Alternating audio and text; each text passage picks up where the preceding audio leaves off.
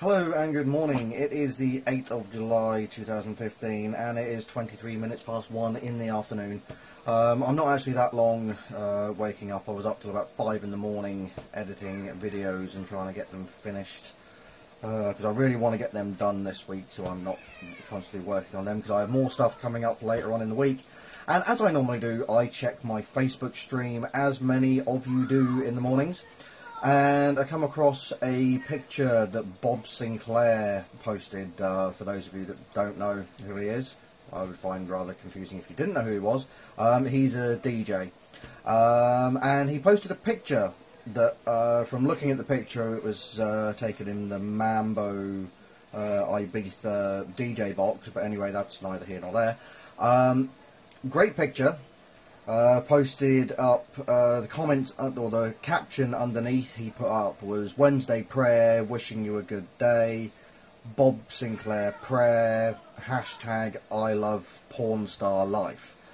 But then the great thing that he's done is he's put a little camera icon and actually linked the photographer that took the picture. Now, if only more people would do this. I know as a photographer myself that this is just an absolutely great thing. There's not actually a watermark or anything on this particular picture. It is a great picture.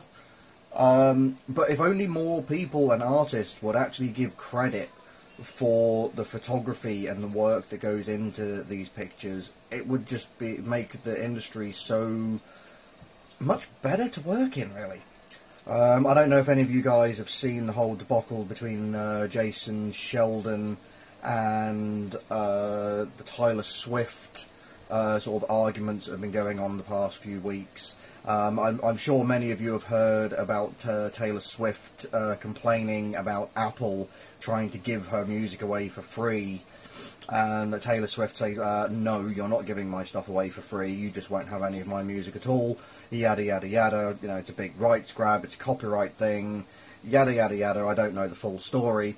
But then Jason Sheldon, who's actually a friend of mine on Facebook, posted up that basically she's doing the same thing to photographers. The contract that she has basically says that you can only use the photograph once, you can only use the photograph in the stated publication that you intend on using it in, but yet her PR company and her management company can use the picture as many times as they want, on any social media network they want, put it in newspapers, in magazines, for the entire lifetime of that picture.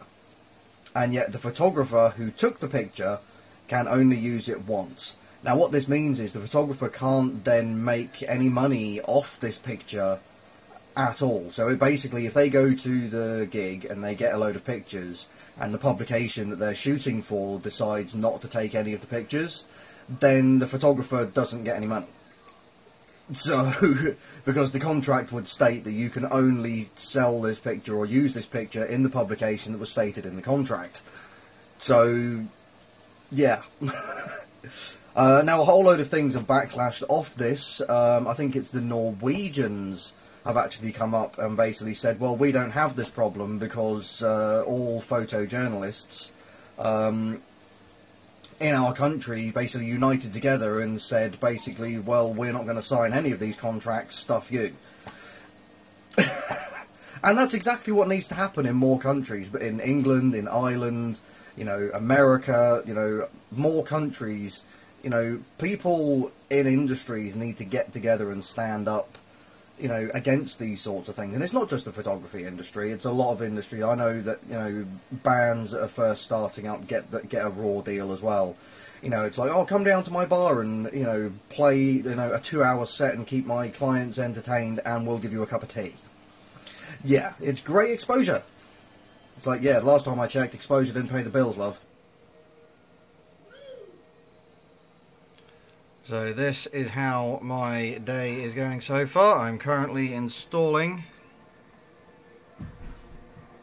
my photography website again, upgrading to WordPress 4.2.2, latest version, baby, and also watching Casey Neistat. Currently on skateboarding barefoot. So as you can see, I have the playlist feature already enabled, so I'm going to go through and catch up on all the ones that I have missed the past week or so. Oh, and look, and there's my ugly mug on YouTube. Anyway, I'm going to carry on installing my website. So yeah, as you know, I'm working on a few videos and stuff at the moment. One of the downsides I have found of using my phone to record video is the encoder that it uses a variable bit rate, which basically that means that, you know, the more stuff that's happening, it uses a higher bit rate to record it, but then when there's less stuff happening, it changes the bit rate and lowers it down, so that it's basically a way of saving space on your phone and a lot of other sort of lower end video recorders. The only downside of this is the audio on the track stays at the same bit rate. So basically if it starts at like 28 kilohertz at the beginning, it'll stay at 28 throughout the entire video.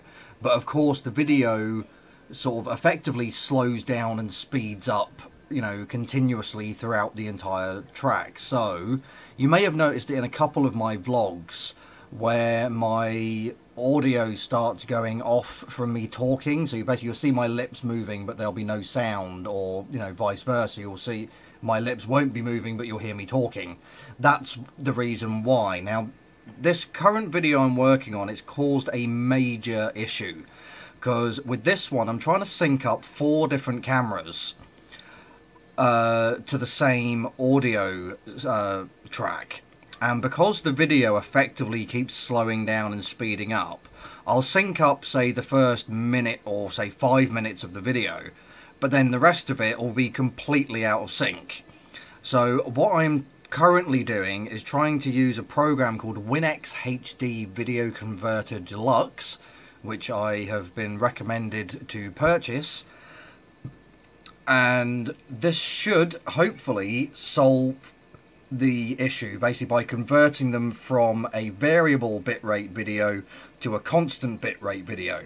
Now, I know to a whole load of you, all of this will be absolute gobbledygook, and I would say a very small amount of people will actually have any interest in this at all. But as I am trying to catch up on work and videos, my vlogs might be a little bit few and far between this week, because I'm not really doing much other than catch up on a lot of work. I will try and come up with some ideas and stuff to share with you, but please don't moan and whinge if you know, I don't upload anything this week. But I will do my best to keep things coming out as much as possible. And as you can see, I have to wait for this to finish converting. Currently converting at 17 frames per second. It's 45 minutes worth of footage, and it's saying it's going to take about 22 minutes to convert this. So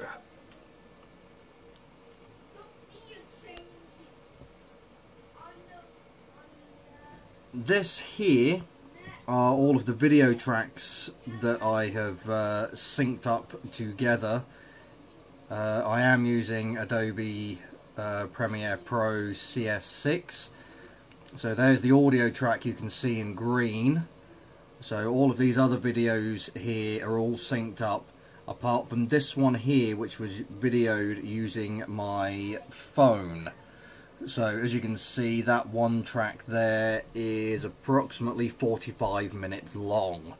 So it keeps on slowing down and speeding up throughout the entire thing. So look, there's another 45-minute track there, another 15-minute one there. So yeah, it keeps on fluctuating all over the freaking place, which is proving to be a nightmare when matching it up with these other 3 cameras. So this is the headache of video editing.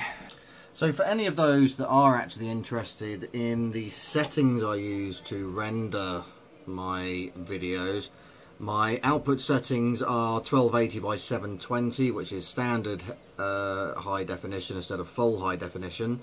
25 frames per second, progressive, variable bit rate, 1 pass, target of 6 megabits per second with a maximum of 6 megabits per second. And yes, I know I was complaining about the variable bit rate earlier, but this is the requirements of YouTube. So I don't really have much choice, and plus the YouTube decoder works a lot better than what Premiere Pro does with variable bit rates, because Premiere Pro is a professional editing package and they don't tend to use variable bit rates in the professional world. Anyway, using an AAC codec for the audio, 192 kilobits per second at 82 kilohertz stereo.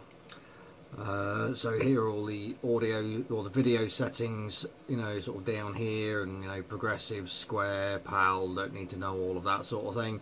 But anyway, here I use maximum render quality. That gives me a warning to say that yes, it increases the encoding time, but for you guys, we will sacrifice the time.